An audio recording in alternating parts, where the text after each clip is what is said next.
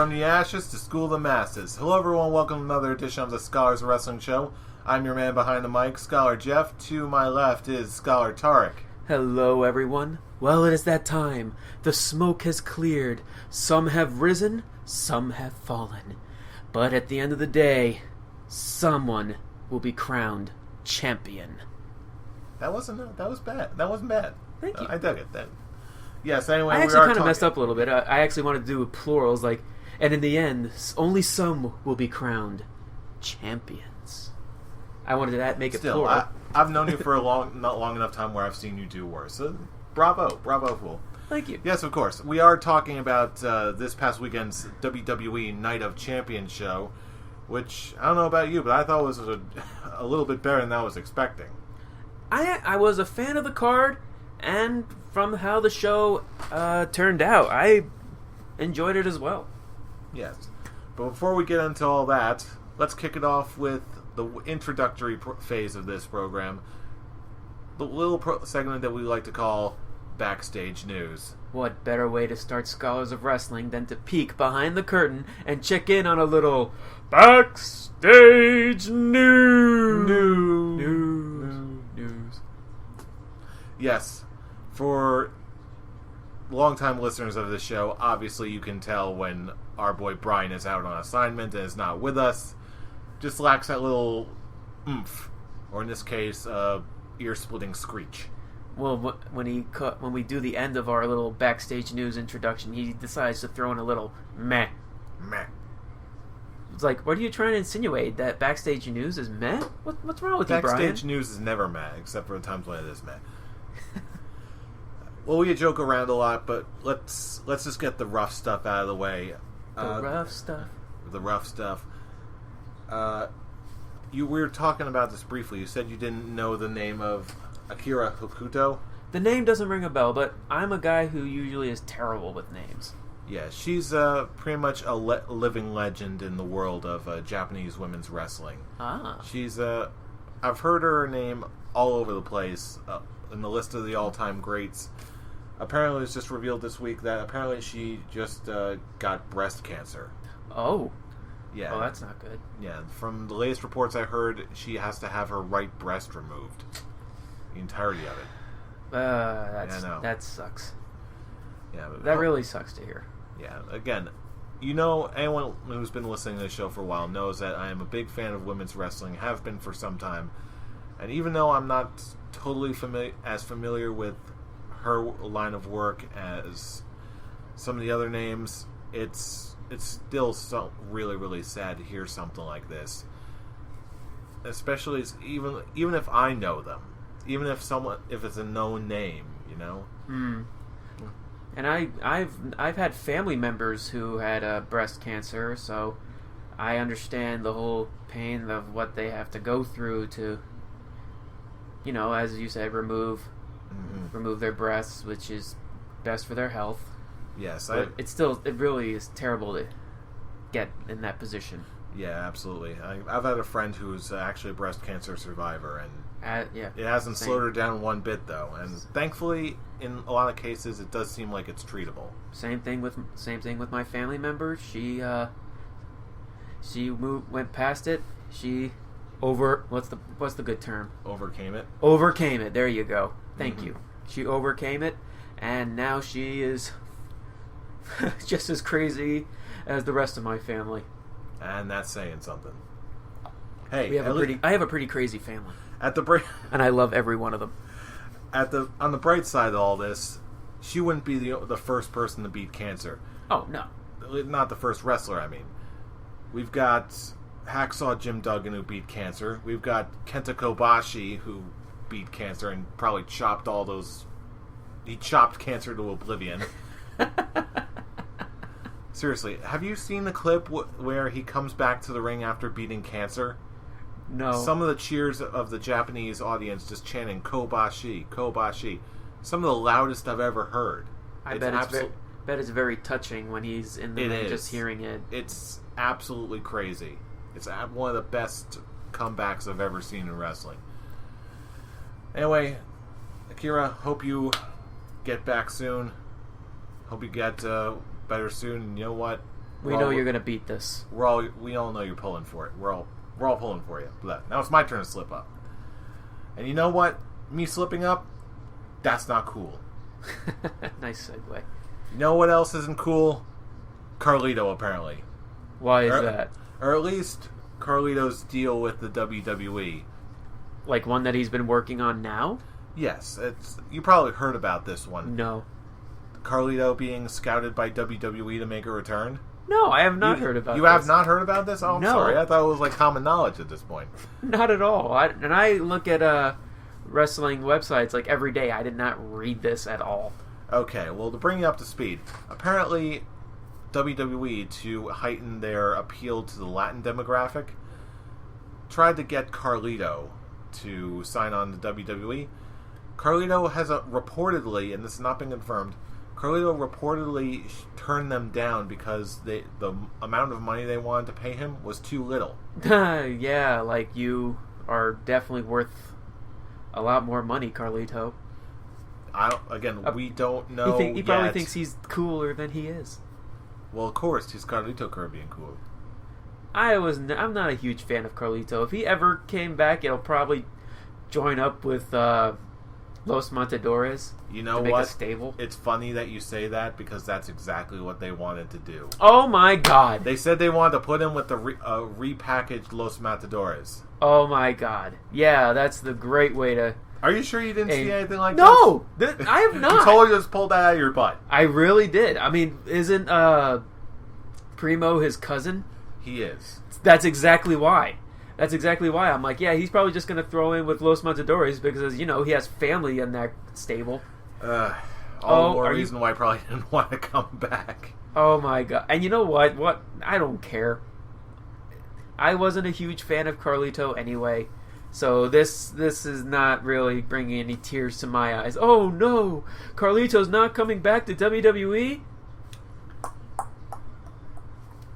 Walking off into the sunset. I'm actually surprised they would even want to scout him after the appearance they made at the Hall of Fame that one year. What happened? Which one? He was, I think it was to induct one of his family members. I totally forget which. But they just started when him and Primo came in. They just started going on and just started ripping on WWE. Really? Yeah, just sort of like very sarcastically. It's like, oh yeah, you want to fill some time? You send in the colognes. We all know how it works. I've worked here before. Wow, what a dude! Why would anyone want him back? Because A, they're going for the certain demographic, and B, honestly, when he first did it, it was hilarious. I guess I have to watch it. Yeah, because it's probably on the network.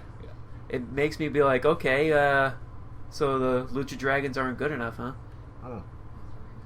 I don't know why they're not going with Kalisto right about now, but hey, them's the breaks. I don't know. Welcome to Bizarro Land, Population WWE. Anyway, speaking of Bizarro Land, this isn't quite backstage news related, but I still wanted to talk about it anyway because it's awesome. The state of NXT right now. Have you been watching NXT? I have. It has been very entertaining. Did you catch this week's episode with the debut of Asuka? I actually didn't watch it yet, but I was planning on watching it this weekend. I'll tell you what. As a longtime fan of hers, this one was kind of surreal. Why? For a few reasons. What happened? Well, first of all, it's I don't mind spoilers. What happened? Okay, it's not like huge spoilers, but again, this was not a match. It was sort of a faux contract signing dealy. You know how it goes. Yeah. So first of all, Kana, now Asuka, gets some new music, some pretty rad new music, which I like. I can't wait to hear it. She comes out. She typically wears a mask when she comes out. Mm-hmm. She comes out, rips off the mask, and instantly she's this like super excited Japanese girl, and she's like, "Yeah, she looked legitimately excited to be there." Is it like Bailey happiness? 2 or 3 steps below Bailey. Like Bailey's just more like enthusiastic. She's just more like soaking it all in and is just genuinely happy to be there. It's like, yeah, I'm here. Woo! Yeah, it's like imagine you went to your 10-year high school reunion and you were only surrounded by the people you were friends with. I like that, actually. You're not, like, super excited, but still, it's, like, warm and giddy, and you just have a smile plastered all over your face. It's like, yeah, I like this. I like being here. This is a nice place to be. The best place to be is here. The best time to be is now. And all we got to say is, let's rock! Thank you. So anyway, kind of gets in the ring. She's sort of speaking kind of broken English, but you know what? It's presentable. You don't care. And then who comes in? Dana Brooke and Emma. Ooh. Yeah, so they're going in, they're doing their whole bad girl routine. Yeah. Kind of just sort of signs her name on the contract, just sort of like gets out of the ring, gets to the entrance ramp, just turns, just stares at him, just like instantly she goes from giddy, happy Asian lady just happening to be there, and then she gets this glint in her eye. I must break you. Yeah, pretty much. It's like, yeah, yeah. You think you're the ladies on the block? You think you're the big dogs? Yeah, that's cute. That's adorable, sweet cheeks. Give me a week. I'm going to destroy you. I am going to eat you. And Dana Brooke and Emma just have this look on their face like, what just happened? What we messed up, didn't we? And Regal's in the back, just sort of like looking down, shaking his head, like, you bloody well lost it, sunshine. You're dead. Miss, he really is better than you. Yes, it was that kind of moment. He was just like, that's all I was thinking. You thinking. shouldn't have done that. She's going to kill you. No, it was sort of subtle. It was for a long time Kana fan, it was just one of those moments where I was just so happy to see it. Oh, I bet you're gonna watch it over and over again, you crazy man, you. It was only like 3 minutes. It wasn't that great. Enough time for you to just be like, 3 minutes, rewind, 3 minutes, rewind. Talk to me when she has her first NXT match, then we'll talk. Then you'll just stay up all night watching the match and be like, I am going to study every second of this match. So, with the next Scholars of Wrestling show, I am going to explain it to Tarek and Brian with excruciating details. Well, no, I won't have to do that, because I'm going to force you guys to watch it. Oh, no, you're going to pull a Clockwork Orange on us? Have it... Yes, I'm going to try to a chair, play classical music, and pry your eyes open while you're watching Kana matches. And you'll thank me for it. Because Kana's awesome. And then I'll be like, Jeff, is this really necessary? We were going to watch the matches anyway. Shut up and watch. Okay. My eyes are getting dry. Trip, trip. Oh, thank you. Oh, thank you. Just 5 minutes in. Oh, okay, this is pretty good. Can you unloose my eyes now? No. We're going to watch it again. What? Again. And again. Now, in all seriousness, before we move on to NXT, the other highlight of this week was a rather interesting promo cut at the very end, or at least dueling promos, between a couple next round participants in the Dusty Rhodes Tag Team Classic. Finn Balor and Samoa Joe versus Enzo Amore and Big Cass. Ooh. Presumably next week. Ooh, that's going to be good. Yeah, and they're kind of like... How was the promo? They're cutting like legit promos on each other. Like, and even though, let's put it this way.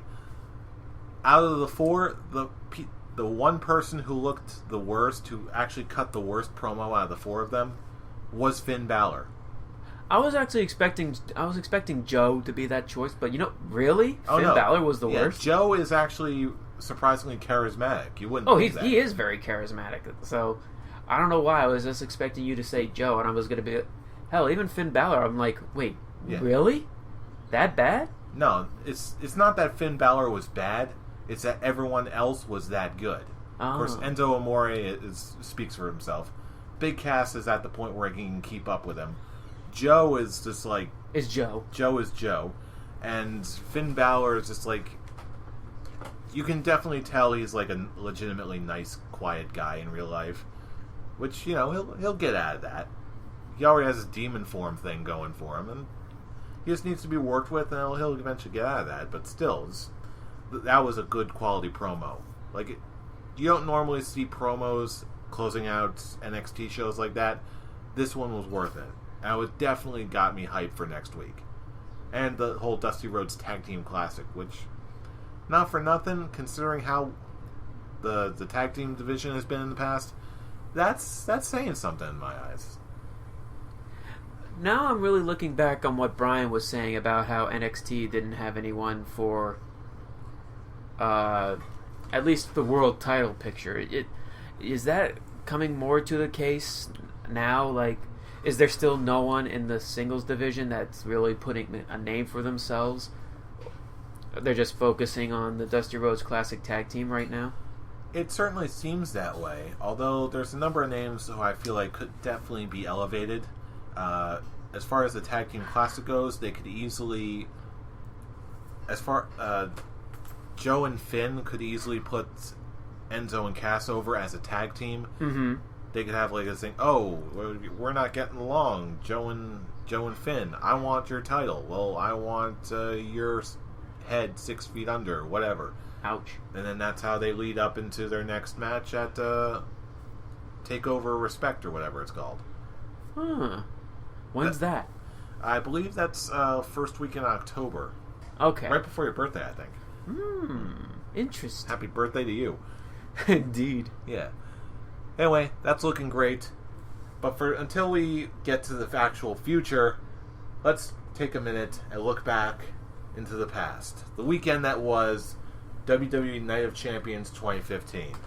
And it was quite the pay-per-view for us to be talking about. For reasons I'm sure we're going to get into. Oh, for lots of right reasons, now. actually. Lots of reasons. Oh boy, I can't wait. Anyway, first match we have Cosmic Wasteland in the kickoff match going over the Lucha Dragons and Neville. I think we all saw this coming. Well, at first, remember, I had to persuade Brian to change his mind. Because I just love it, how he was just so not interested in this match. And he was flat out saying, it's like, I honestly do not care. I'm picking the Lucha Dragons and Neville. Who cares? It's the Ascension. Because before then, last week, we thought it was just a tag team match. Mm-hmm. And then we find out afterwards it was a 6-man tag. And then I convinced him, like, well, I do like what they're doing, having Stardust and the Ascension becoming now the Cosmic Wasteland, which I like. And I think it was what you said about the whole CW. I like that. I still can't believe that kicked off as much as it is. I liked it. I'm like, you know what? That's probably why they're just going CW on it. As far as this show is concerned, we're just going to call the Cosmic Wasteland just the CW. And rightfully so. It was a very good match. Nothing really major to it. Of course, we all picked in this case, the Cosmic Wasteland to pick up the victory. And it did. I like that it was kind of like, as they were putting it, Stardust, quote-unquote, sacrificed one of the Ascension to knock Neville down and hit him with what is his finishing move called now? He changed it for Stephen Amell? Oh. It's not the Disaster Kick? No. I didn't even catch that, I'll be honest with you. I know he changed the name of his finishing move to make it a jab to Stephen Amell. But, yeah, the whole point, push, I don't know, what was it, Victor? Into the turnbuckle to knock Neville down, hit the finishing move, 1, 2, 3. I'm like, yep, there you go. This is what you need. And in my opinion, they kind of ruined it by having the rematch the next night on Raw. And leading to, actually, Kalisto kicking ass. Oh, which he can do. Which we know, yeah, he can do, and he completely took the CW out. And then it was 1, 2, 3. I'm like, okay, then really, what was the point of having the match at the pay-per-view just so they can be like, oh, we have our redemption the next night, and what does that do for the long run, for the feud in the long run? It's a shoddily put together feud. That's all it is. Yeah, I like that it was. They won the pre-show, pretty quote quote, at the pay-per-view, but it just it ruined it for me. Then for the next night, and it's nothing against the Lucha Dragons and Neville. I love them, but I just feel like if anything, they should have just had a tag team match or a 1-on-1. Kalisto versus Stardust or something, just so it's not just the whole rematch from last night. They redeemed themselves, yay! Well, you know what? If they do plan on continuing this feud with it, which it looks like they might, they can easily do individual matches between the individual members of the teams. That's what I was saying. Why don't they just do that instead of just having the immediate rematch? Because 3 more weeks of TV. It doesn't make sense. This is the WWE. Pick one. It doesn't. A lot of it isn't going to make sense. But anyway, it was a very good match. Oh yes, indeed. Good appetizer. Anywho, next match we have the Dudley Boyz going over the New Day. I need to ask you this right now. What did you think of Xavier Woods' hair? It's on the kickoff show. As soon as I saw it, I'm just like, Rufio. I know. And I like that. And I like that Xavier Woods. And I like that they caught it. I love that the fans caught it. I love that. Well, JBL didn't catch it. He thought it was Leonidas. He said it was. Yeah, I was like, no. I was like, are you kidding me, JBL? Are you just trying to be funny? And then Michael was like, John, it's Rufio from Hook. Rufio from Hook. I'm like, yes, Rufio from Hook. Wait. Did Michael Cole just say something that you agreed with? I know, it's shocking, right? Okay, what kind of world are we living in? Oh, yeah, I was thinking the same thing. Like, wow, Michael Cole actually said something that made sense. But you know what? Yeah, he did have the Rufio hairdo. Oh, man. Now we should just take a picture of that and just, or just the clip and just post it on Dante Bosco's Facebook. It's like your spirit lives on. Your spirit lives in the WWE universe. Oh, man, that's so wild. He wouldn't respond to it, but you know what? It was still just the effort. Hey. But hey, honestly, just getting into the match proper, I don't know, this one was weird in the sense where I don't know if I'm still riding on the sheer hype of how awesome the New Day are right now, or just how good the in-ring work is, but I honestly really, really found myself enjoying this match. I feel like I really don't know why. I think I might have to rewatch this. It was a fun match. They had the New Day had a lot of charisma, and the Dudleys do what they've been doing for the past who knows how long. Quite a while. Quite a long while. And it's funny, they've been wrestling since the 90s, and they look like they're just getting started. Yeah. They look great. And granted, I hated the fact that it was a DQ finish. Granted, it's keeping the feud alive, which made sense, which we all knew what was going to happen. But I'm just like, really? You're just going to pull a DQ finish like that? I mean, come on. Honestly, to me, that seemed like it made sense in this context, at least in terms of keeping everyone over and keeping everyone strong. Oh. Because I don't think anyone really saw the New Day just sort of abruptly taking off like they have. Oh, I was upset with the result, but the quote-unquote after the post-match scenario with them getting the tables, and you look like, oh no, look, they're going against their save the table bit by gonna put one of the Dudleys through the table, and then nope, goodbye Big E, goodbye Kofi, 3D onto Xavier Woods through the table. Oh no, the piece of the table went through my backside. Oh no. Oh, what was it? What did he say? Went through my buttocks. What was it that Xavier Woods did in the promo the next night on Raw? He has the piece. I don't remember. He has the piece of the table. It's like, this was launched up my buttocks. I was like, oh my god, I love you, Xavier Woods. Xavier Woods. You're hilarious. You're the man. Yeah, just the way this, again, sort of segueing into what we're talking about. The 6-man tag match the following night. What was it? The New Day and Rusev versus Dolph Ziggler and the Dudleys. Mm-hmm. Just the shenanigans at ringside. Summer Rae messing around with Xavier Woods. I loved Xavier Woods was playing Rusev's theme song. That was fantastic. That was my highlight. Like, damn, he's very good. Oh, here.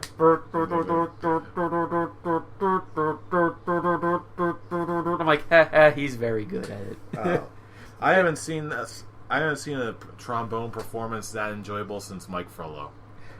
I know, right? Inside jokes is not for you to get. At that point, I'm just thinking Billy Madison with the clarinet. He's good. He's good. Oh, man. Okay. Okay. I know it's obscure, but you know what? It caught in my mind as soon as he's playing Rusev's theme song. I'm just like... He's good. He's good. He's good. All right, before we start laughing uncontrollably. Too late. Too late. All right, next match. Next match we had Dolph Ziggler going over Rusev. This one completely caught me by surprise. You know what else caught me by surprise? A shoe. I was not expecting that. I was like, okay, Summer Rae is losing it on the apron, and then she's throwing her shoe once in one direction up the ramp, and then the next trying to hit the referee. I'm like, are you trying to get a disqualification here? And then, boop, oh, hits Rusev right in the chest like, whoa, caught me off guard. Zigzag, 1, 2, 3, whoa. Wait, really? Victory via Dolph Ziggler, shoe? Dolph Ziggler just won by a flying shoe? What? Well, what? I mean, I heard of someone getting the boot, but this is ridiculous. That really hurt. I'm gonna have a lump there, you idiot. Who throws a shoe? Honestly. Honestly, it's funny that you say that because, let's face it, I think we were all thinking that.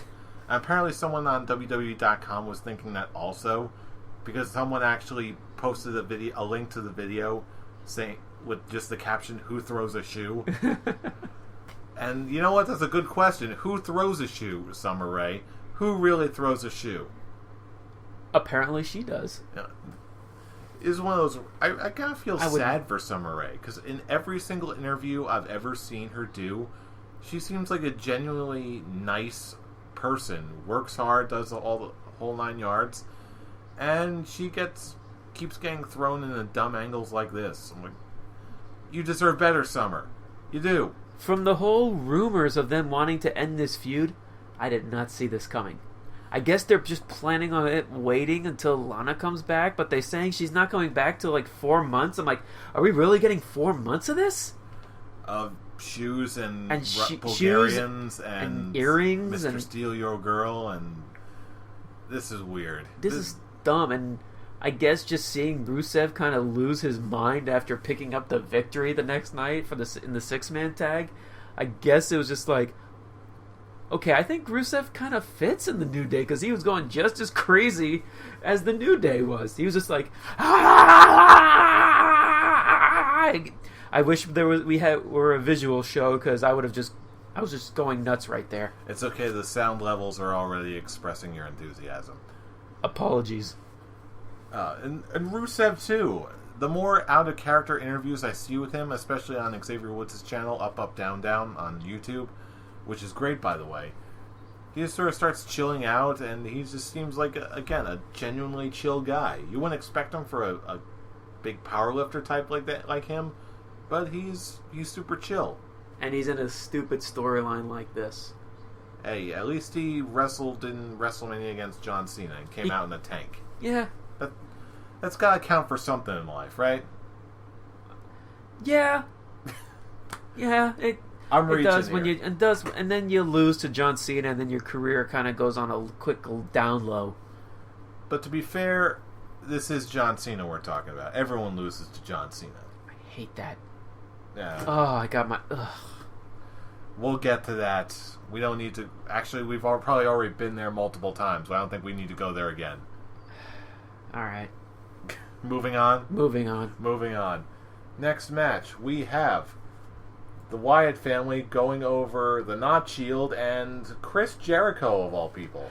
As soon as Chris Jericho came out, I'm just like, yep, Wyatts are winning. Oh, of course. This was the whole argument that we were having last week on this. Brian was saying, I remember Brian's argument thoroughly saying, because it was a mystery partner, the mystery partner always wins. And my argument back was, it depends on the partner. If it was a returning Daniel Bryan, which was on that list that I read to you guys last week, if it was Daniel Bryan coming back, then yes, they would have won. But if it was anyone else, the Wyatts were winning, and the Wyatts needed the win, and that's what they did. And I'm not gonna leave the elephant in the room, but that guy, that fan, that was hilarious. Actually, it pissed me off. Really? I was just like, again, someone gets involved, a fan gets involved with a Shield member situation. This is the fourth time in, let's say, 2 months that something has something to do with a fan jumping over the railing and either almost attacking someone, hence Dean Ambrose, possibly with a weapon. The guy marching behind Seth Rollins, which I actually did like that one, but it's still fact that really you gotta let the guy manage to get around security. And then at the one house show when someone threw a Money in the Bank briefcase at the back of Roman Reigns' head. Yeah, this is getting ridiculous. Someone who is in charge of security really should get fired for this, because this is getting ridiculous. Yeah, and why are they going all up against Shield members specifically? I don't know. Super weird. Granted, this one guy, he's like, I'm going to be the partner because he was dressed up as a Shield. I'm like, here's the thing. When I first, here's what happened. Here's what happened. When I was watching the show, this was at the point where I was putting my daughter to sleep. I was giving her to my wife.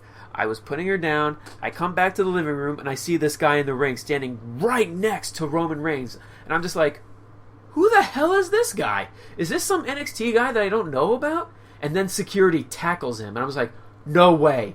Someone really just jumped over the railing again. Are you kidding me? Are you kidding me with this? At first glance, it was so brief, a lot of people thought it was Drake Younger. Like the NXT referee? Yeah. I'm just like, are you kidding me? And then they laughed it off with Bray Wyatt going, is that your mystery partner? Is that your man? Is that your man? I'm just like, oh. And then Dean Ambrose was like, we should make him our man. And He's got guts. And I'm just like, are you kidding me? This is getting ridiculous. The head of security really should get fired for this. Yeah, they should tighten up security because this is getting ridiculous. It makes me worried because that guy was directly in front of Roman Reigns. What if he was like another guy who almost attacked Dean Ambrose? That was really, really odd. This is getting really, really weird. Now you're actually speaking about it out loud. Yeah. We do have situations like years ago when it was Eddie Guerrero in that ladder match. The guy runs in and pushes the ladder so Eddie would fall. Is it really worth it for the... Let me ask the people who've ever hopped in the ring or throw something in the ring. Is it worth it? Is it worth going to jail for 10 days, which is what happened to this guy? I heard that, yeah. Is it worth it getting permanently kicked out of wrestling shows?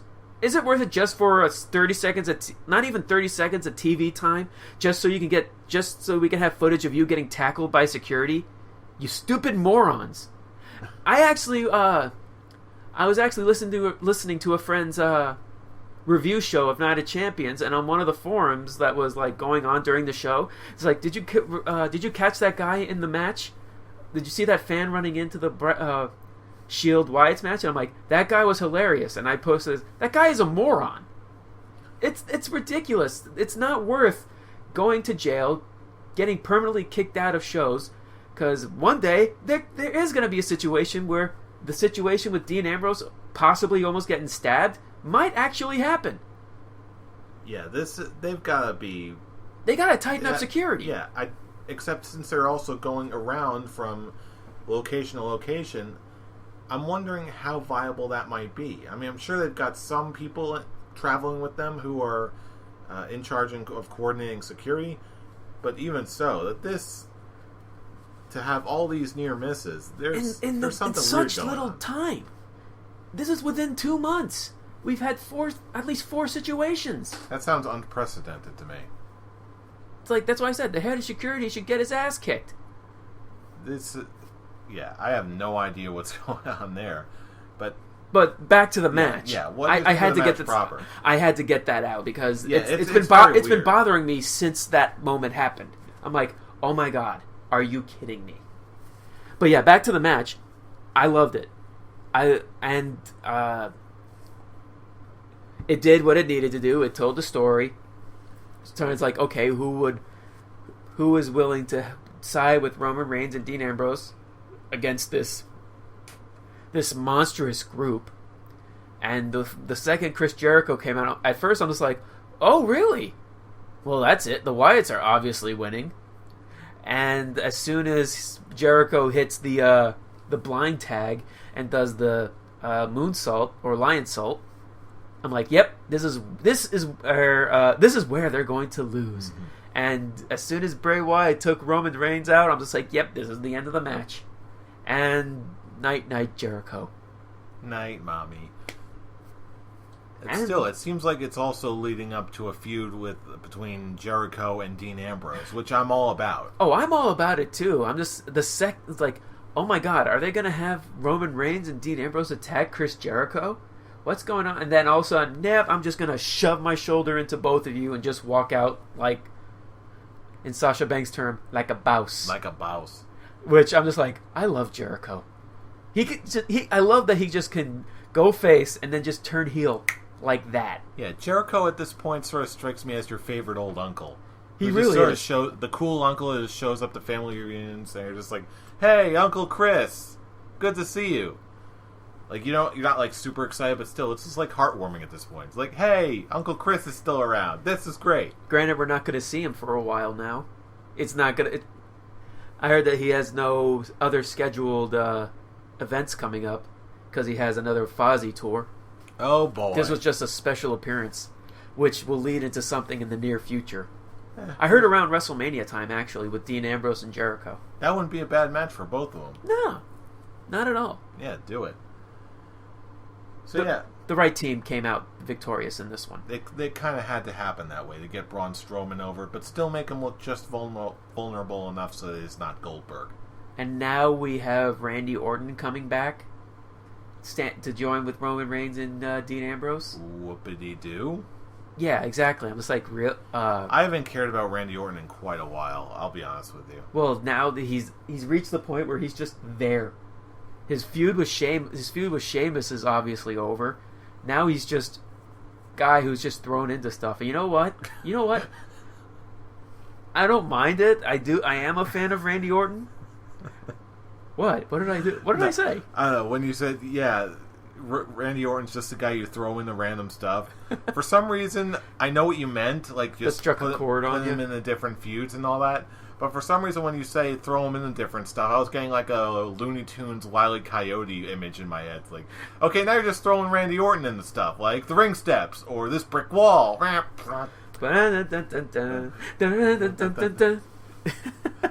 now it's I'm just picturing like a Roadrunner Wile E. Coyote skit with Randy Orton and Sheamus. Oh dear God! Stop it! Just stop it! Now I like the promo that the Wyatts did targeting at Randy Orton. It's like I caught a snake once and I skinned it. I'm like, ooh! Oh snap! I like this. I like that I like that they are throwing Randy Orton involved in this feud because it's Randy Orton. He is, what, a 13-time champion? 12-time champion? Something like that. So this actually helps elevate this story, this feud for us. Mm-hmm. And you know what? It's needed because this is the feud to put over Bray Wyatt. It's to put over Roman Reigns. It's to put over Dean Ambrose. Mm-hmm. And it looks like it's getting there. And it's getting there, and I like this. I can't wait to see where they go from here. I dig it. Wyatt family start invading the Orton home. Oh dear. Sort of like a DDP Undertaker's wife stalker gimmick. Hey, next month is October. Ooh. The Wyatts can do some crazy stuff. Think about it. Oh, I can't wait. This is gonna be a fun Halloween. Halloween. Anywho, next match we have Charlotte defeating Nikki Bella to become the new Divas champion. It takes a lot for me to say this. This match really was Nikki Bella's best match. You know what? I was sitting there, I was watching Nikki Bella trying to deconstruct her performance, waiting for her to do something horribly offensively bad, and it didn't happen. It really did not. This was an entertaining match. Like when stuff in the Divas Revolution is entertaining, I will fully acknowledge it. And everyone knows my hatred of the Bellas. So it really takes a lot for me to be like, you know what? This was a very good match, and this was the start of the Divas Revolution. This match really started it. They may have said it started back when, but this is really the spark of it. And with Charlotte winning, which was awesome, and it was even more of a heartfelt moment when Ric Flair came out. Seriously, when Ric Flair came out and they were crying, I was like, oh my god. And when Charlotte pointed up, we all know why. I'm like, okay, this really is a touching moment. I actually am. I'm getting a little choked up watching it because I love Ric Flair to death, and just seeing him basically being the happy father, and I'm just like, I get it, I get it, man, I get it, man. And yeah, that was great. And then we get the next night on Raw.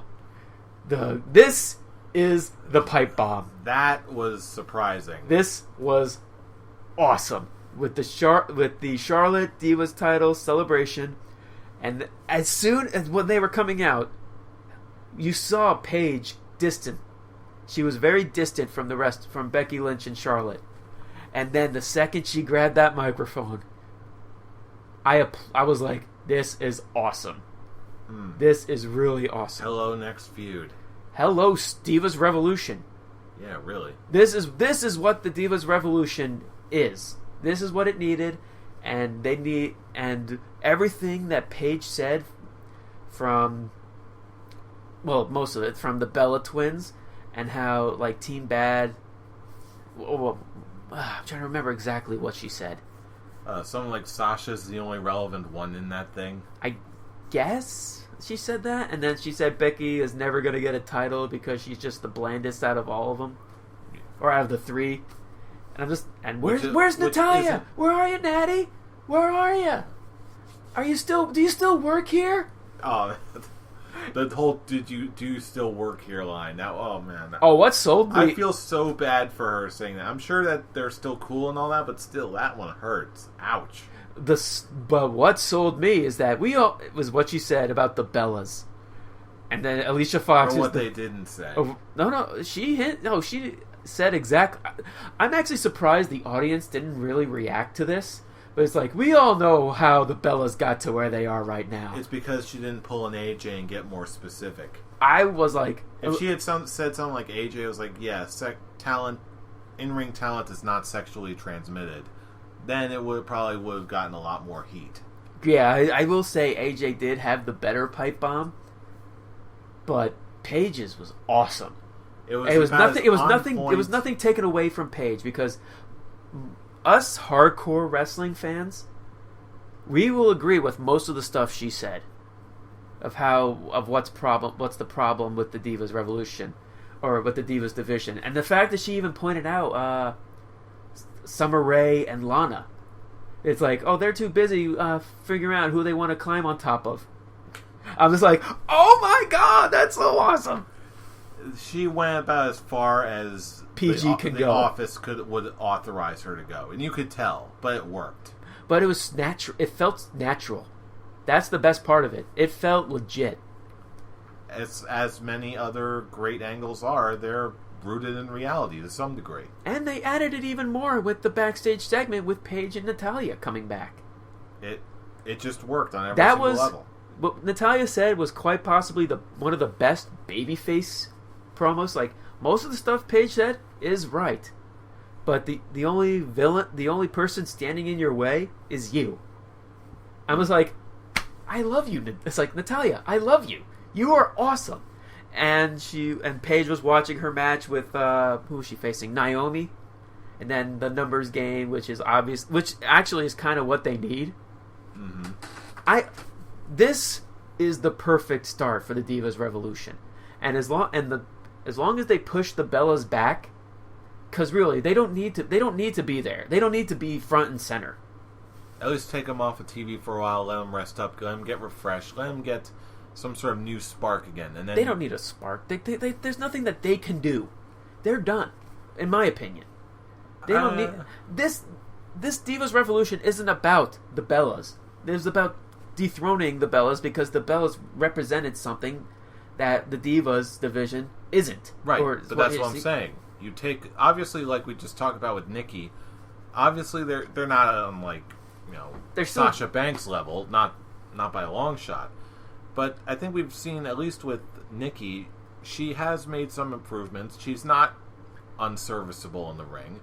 Just take them off TV for like 2 or 3 months at the very least. And then when they do get back, don't make them front and center. Yeah. Don't make them front and center. But that's the thing. They wouldn't be. In that 2 or 3 months, everyone else will have time to shine. Because there'll be a revolving door giving all these different ladies time to shine. So now, when they do come back, it'll be like more of a level playing field. The whole scenario can be something like, okay, in the Bella's absence, everyone else has risen up. They've all bringing their game to a whole nother level. And in the meantime, the Bellas, they don't want to go through that again. They're waiting in the wings. They're working hard. They're training. They're practicing. They're coming back. They're sleeping with their John Cenas. They're sleeping with their John Cenas. They're sleeping with their Daniel Bryans. They're being the third wheel because, Alicia Fox has no one. But you know what I mean. They're training. They're in the ring. They're going out there week after week after week. Now the Bellas, the entitled princesses, they've been actually working. They've been coming back. The irresistible force meets the immovable object. Mash them all together. Let's see who cracks first. Keep the Bellas off my TV. That's all I got to say. Yeah. That's all I got to say about it. At least give them a break. Because they're obviously learning something. They're not intolerable in my eyes. Give them a break. Give Nikki her title rematch just so she gets thrown in the back of the line and get her off my TV. That's what I have to say about it. I think I couldn't be any more clear how much I hate the Bellas. Yeah, well, I guess we're going to have to bring in Brian to break this tie. And the fact that they threw Alicia Fox in. I've made it clear on this show how much I hate Alicia Fox too. And the fact that they threw her with the Bellas made it even worse for me. And that's the sucky part too. In all of the backstage interviews and everything I've seen, Alicia Fox is like universally praised for being an absolute sweetheart in real life. But she's dude, I'm like, come on, give me something to work with here, Foxy. Yeah, because you're just not you. All three of them probably really nice people.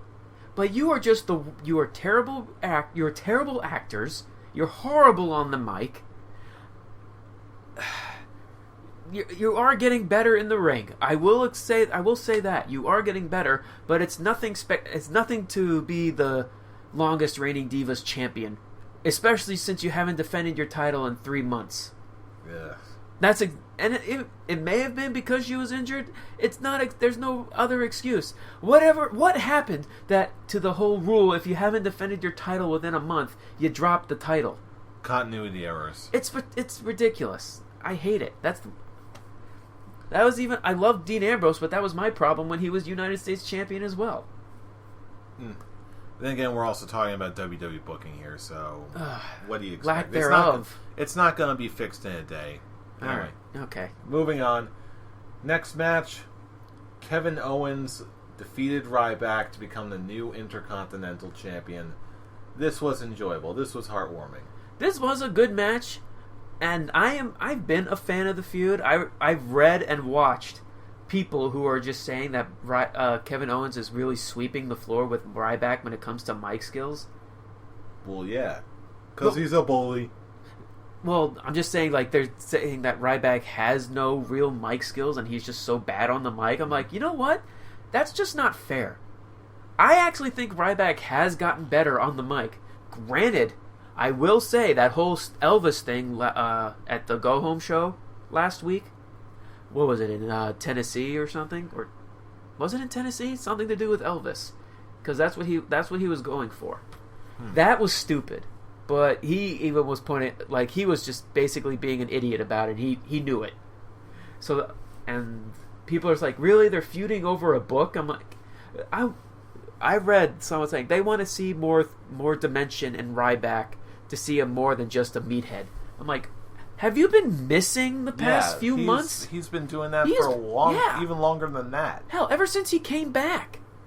Before he won before he won the Intercontinental title, he told us his history of when he was in Tough Enough, when he was in the original format of NXT, how he became Ryback. We have a three-dimensional character in Ryback.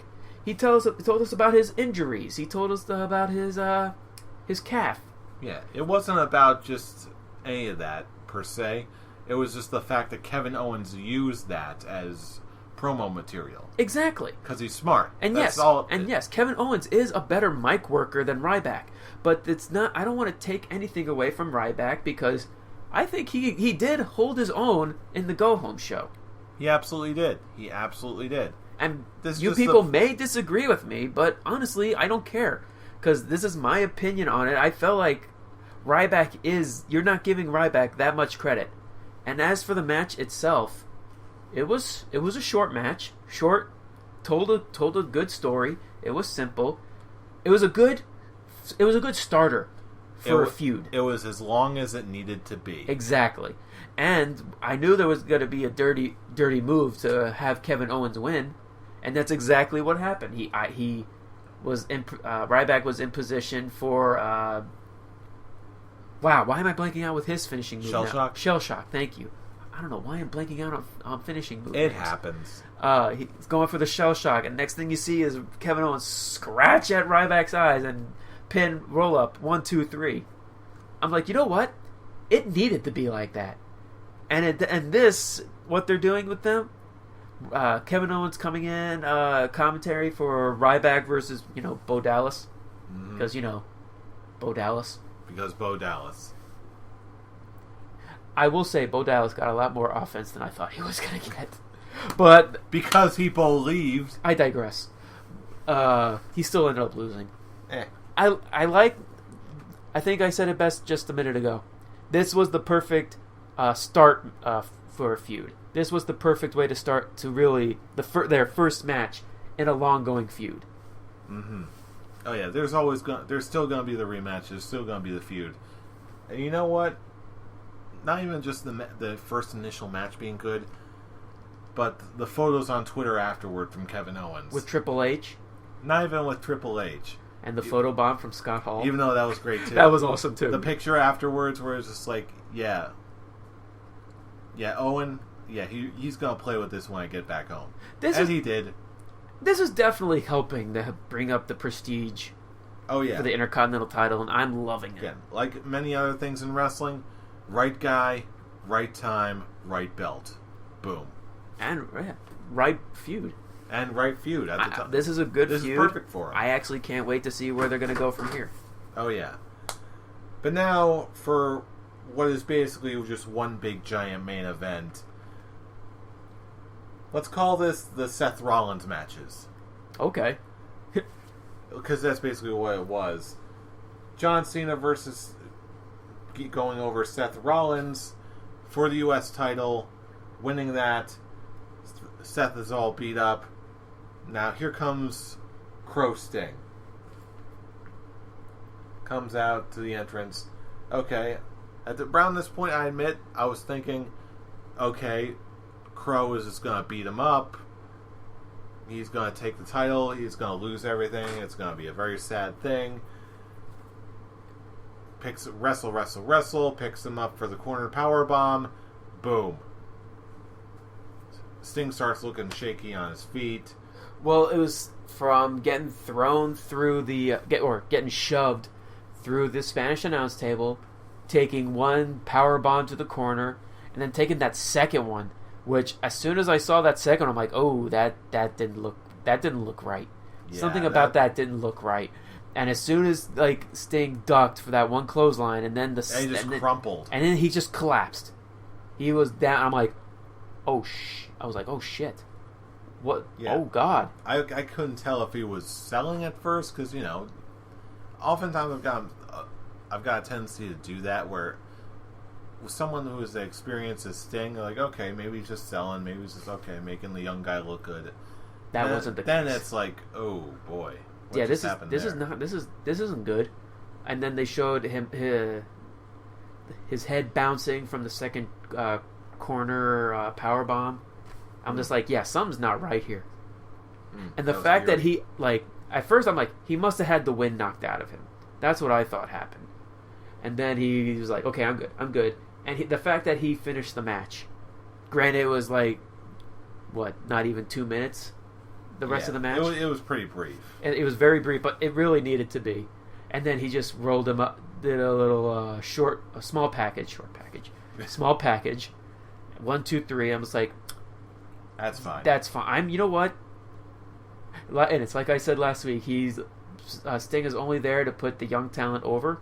He did, even to a point where it legit hurt him. Yeah, apparently he hurt his neck, but he's feeling all right. But we don't know if he's going to wrestle again. He said he wasn't going to. He wasn't sure. He just I read the interview he posted on the .com. Him saying like at that moment. People ask him, it's like, do you know what happened? He's like, yes, I knew exactly what happened. The fact his arms were getting numb, felt like pins and needles, and when he went down for that clothesline, like to duck the clothesline, his legs felt like pins and needles, and it just went completely numb, and that's it. He just collapsed. He knew exactly what was going on, and he's not sure if he's going to wrestle again. At least that's what I read it as. Maybe I misread it. Maybe this maybe is his last match. Nah, I felt like he was really living the gimmick, and it was just like the only thing that's for sure about Sting is that nothing's for sure. Like, he always plays that. But still, it was a scary moment. Yeah, it was. Once we all figured out what was going on, it was messed up. But I do have to say though, before we go, speaking of scary moments, we do have to address the ending of the show. Oh, boy. Comments, sir. Take us through what happened at the very end. Okay, the second Seth Rollins pin Sting. He's grabbing the title. He goes into the ring. Out comes Sheamus. His music coming out, starting and all. Comes in. Sheamus tries to hit him with the title belt. Sheamus ducks. Hits him with a bro kick. He's giving the referee the Money in the Bank briefcase. And all of a sudden, boom! Out comes Kane, but not just Kane, Demon Kane, Masked Kane, coming down with authority. Kane! With authority. Humor. He comes in, he chases, Sheamus is out, he bolts the ring, he's getting pissed, because he's like, are you kidding me? Are you kidding me? Kane enters the ring, chokeslams Seth Rollins. We're just like, oh my god. Is what Brian gonna say? Is what Brian said last week actually gonna happen? And then the second Sheamus comes in and is telling Kane to do it again. I'm like, yeah, that's not happening. No, not smart. And then Kane chokeslams Sheamus. And then it gets even better with Kane motioning for a tombstone piledriver, and he delivers it to Seth Rollins to close the show. The second that happened, I was like, well, shit. So I'm guessing you liked it then, fool. Oh, I loved it. And it wasn't even done. With what they did the next night on Raw, Seth Rollins coming into the office of the Authority, trying to say, what's going... Like, we got to do something about Kane. And what do you know? Corporate Kane, or... What was it? Was it Corporate Kane? Corporate Kane. Corporate Kane is back there, but he's not Corporate Kane. He is so up and about. He's drinking Hi, Seth. How are you today? Hello, Seth. How you doing? I'm going to drink my fake cup of coffee because, the cup is empty. And just to let you know, I booked you in a rematch with John Cena for the United States Championship. Go get him, Seth. Seth is confused as hell. I love this. I am loving every set. I'm like, this is awesome. And then it gets better with Triple H and Stephanie coming in, questioning Kane. It's like, what are you doing? It's like, what happened last night? He's like, what are you talking about? Last night? What are you talking about? I was like, what's going on? It's like, are they trying to do like a Jekyll and Hyde ordeal with Kane? Yup. And then it's like, okay, Kane, I'm going to need it back. Kane looks, high five, thumbs up. I'm like, that's awesome! It's like, no, Kane, I'm going to need the mask. What mask? Your mask. My mask. The mask, Kane. Oh, it's gone. That's in this case. Or that would be in this case. Oh, it's gone. Well, the last time I remember seeing the mask, I gave it to you, Stephanie. And if you lost it, then I guess we have a problem. At that moment, I'm like, oh no, there is no split personality. Kane's messing with them. Kane is playing Undertaker-esque mind games with Seth Rollins and the Authority. We're actually getting character progression? This is Demon Kane in a suit. This isn't Corporate Kane. This is Demon Kane with a Corporate Kane mask. Oh. More masks. And then Seth Rollins, John Cena happen, blah, blah, blah. Blah, blah, blah. John Cena wins, yippity-doo-dah. And then Kane shows up on the screen and is like, hey, Seth, you better watch your back on people who want the title, because some may be in your worst nightmares. I'm like, oh. And then he pulls that, and he has that angry Kane face. I'm like, oh my god. Pyro! Kane comes out from the bottom of the ring and drags Seth Rollins to hell. No! So hokey, but so great. Turnbuckle pyro, smoke coming out of the hole. I'm just like, okay. It's Kane in the mask, Demon Kane, pulling Seth Rollins to hell. I'm just like, yeah. And I like that they had like a post video, like after Raw. You see the Seth Rollins crawl out of the hole and run for his life. And I'm just like, oh my god, this is awesome. I am loving every second of this. People have been saying for a long time, they are sick of Corporate Kane. They want to see something new with him. Well, you got it. You got it. This is awesome. This is Kane pulling Undertaker-esque mind games with Triple H, Stephanie, and Seth Rollins. And it's like I just said, it's not Corporate Kane. It's Demon Kane with a corporate mask. Is the best way to put it. He is the Corporate Kane is just the mask for Demon Kane. I know it's late in the show, but I do have one other bit of backstage news that I just remembered. Did you hear about what they're going to be doing in Mexico? In Mexico? No. For their Mexico tour, it was just announced. Apparently, booked for one of their shows in the Mexico tour, it's the Wyatt family, Luke Harper and Braun Strowman, versus Kane and The Undertaker. Really? Really. Oh my god, why did I not see this? I just found it today. Oh, I gotta look this up. That's awesome. If that's true, then damn. Although after we give our review for Night of Champions, I want to give our quick. I guess this could be a scholar's quick talk. Yeah. Our response to the Go to Hell tour. But let's do that. Let's just give our facial hair ratings for Night of Champions. I am going to give this a 4 out of 5 on the beardy scale. That's a full beard. This one was a very, very solid pay-per-view. Lots to like. And just generally way better than I was expecting. For a Night of Champions pay-per-view, this one was good. I am going to agree with the full beard, but I'm going to give it like full beard that's on the verge of goat face. So I'm going to be like 4.5, 4.5 facial hair. So what would that be, like a Wolfman? I guess we can go. It's almost October. Yeah, I'll go Wolfman. So okay, we got a Lon Chaney out of 5 going. There, I'll agree to that one. And if for Monster Squad case, because I'm a big Monster Squad fan, Uncle Rico, because Uncle Rico from Napoleon Dynamite plays the Wolfman. Wow, now we're getting really obscure here. But this is an obscure show. So you know what? Let's go with the obscurity. Rock, whatever. But yeah, I agree. I'm gonna go 4.5. Full beard. Lon Chaney Jr. Lon Chaney Jr. going on goat face. But yeah, let's go to do a little Scholars Quick Talk on the Go to Hell tour. And if for those who don't know, silly people, it's the Madison Square Garden. First week in October, it's gonna be Brock Lesnar at the Garden House show against the Big Show, which in my opinion, what's the point? Because the last time Big Show and Brock Lesnar fought, Brock Lesnar ate the Big Show at the Royal Rumble. The match didn't even happen. He just destroyed the Big Show. So what angers me more about this is having Big Show destroy Cesaro. Just so you can... now I'm seeing. Yeah, exactly. Now I see where this is going. Now I see where the outrage lies. Oh no, this is the only outrage I have of this. The fact that they're building up Big Show by him taking out Cesaro, just so we know Brock Lesnar's going to destroy the Big Show. They just throw Cesaro as pretty much cannon fodder. Thank you. That's my only complaint about this. So what's the question? Oh, there is no question. I'm just okay. You just wanted to go on a mini rant, didn't you? Oh, it was just for that. And then the next week, Brock Lesnar is on Stone Cold Steve Austin's podcast.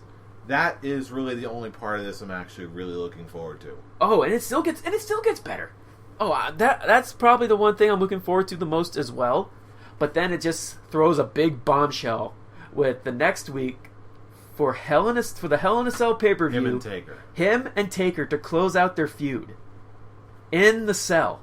I'm just like, you know what? Wow, what a great way to end the Undertaker Brock Lesnar feud. Than to have it in the structure to end feuds, as it pretty much should be at and you know what? And who cares? And makes me like, okay, the championship match at Hell in a Cell may be Kane versus Seth Rollins for the title, but they're not really selling it for that one. They're selling it for Brock and Taker in the cell. Considering Kane and Rollins is still in the works. Yeah, That's probably why it hasn't gotten announced yet. Which is fine. It is perfectly fine. And honestly, I can't wait to see a Seth Rollins Kane match. But that's just me, because I am a hardcore Canaanite. Yeah, which is why I had to ask. I love Taker, I love Kane, I love the Brothers of Destruction. I love what they're doing with this Go to Hell tour. Boy, I am very happy. I cannot wait for this coming month. Man, one other thing you should be happy about, I looked at the predictions and you actually won the prediction game for the pay-per-view this month, so bravo to you. I think I chose the New Day, correct? Yes, you did. Okay. Well then I think I got 2 then. Because the new Dudley's won by DQ. You got one more than, I think it broke down like there was a difference of 1 point between us. Because I chose Ziggler. Oh, I chose Rusev to win the Ziggler match. Yeah, I think that was one of the ones you missed, but it was just that and New Day. Those are the only 2 I missed. Yeah, so anyway, you nailed it. But you know what? We also want to know what our YouTube audience thinks. What did Brian get? Brian actually, I don't remember. I'll have to go back and check. We'll ask him next week. But in the meantime, let us know what you think of Night of Champions or this episode. Drop us a line in the YouTube comments. You can also go to our Facebook page, The Scholars of Wrestling Show. Leave us a comment. Tell us what you thought of the show. Tell us what you thought of this show or Night of Champions. Tell us all about it. Of course, if you like this episode, give us a thumbs up. Subscribe to us if you want more entertainment in your face. And you can also follow us on the Twitter machines at any of our listed user names. Do they even call them screen names anymore? I don't know what they call the old. Twitter names. I don't Twitter know. handles, just follow them. They're in I think the that's what they're. I think they're just the Twitter handlers. Yeah, Twitter handlers. Handlers. Yeah, Sonny. Yes. Yes. Anyway, look down in the description below. We're all there. Follow us. Join the conversation. But in the meantime, you know who we are. We are the Scholars of Wrestling, and you have just been schooled. You're welcome. See you all next month at the next pay-per-view.